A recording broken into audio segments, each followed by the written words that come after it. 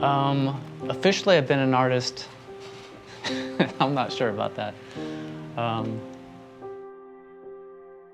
My name's Steve Johnson. My kind of love of art comes from not necessarily doing, but just watching and exploring, especially exploring the unknown and the seeming chaos of not knowing. With the bird drawings I'm working on, they're small, they're fragile, and I think in some regard, in some respect, all of us kind of feel fragile and scared, vulnerable, and whether people want to admit it or not, I think that's the case with all of humanity. So I think most likely the majority of people are going to identify with a finch or a sparrow outside sitting out at McDonald's begging for French fries. That's kind of who we are as people. I feel like I identify more and more with the smaller, kind of vulnerable animals. Their time and place in the world is fairly limited, you know.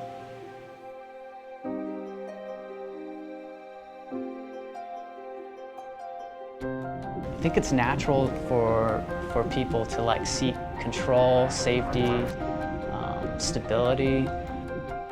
You know, that makes us feel good. So it's I'm safe.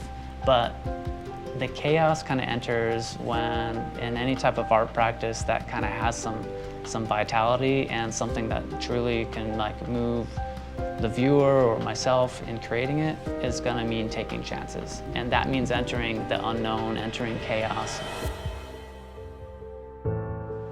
It's been said, and I must agree, that there is a level of dark humor in my art, kind of, you could maybe even say cynicism, or outright kind of holding our sense of self, especially our sense of self-importance, in holding that kind of suspect. I feel like we are continually creating ourselves to kind of make ourselves feel better. But I'm only kind of projecting my own experience. So I would like my own artwork, not necessarily to push it on others. I don't want to proselytize. I don't want to be trying to preach a certain way, because for all I know, I might contradict myself a few years now. But my active type of goal within my own studio practice is to constantly call into question my own kind of narrative, my own sense of self, my own place in the world. Because I don't know where I belong. I know that I love making art. I'm terrified of making art. It's this kind of it's a paradox. You know, I'm scared to come in the studio, but I'm drawn to it anyways.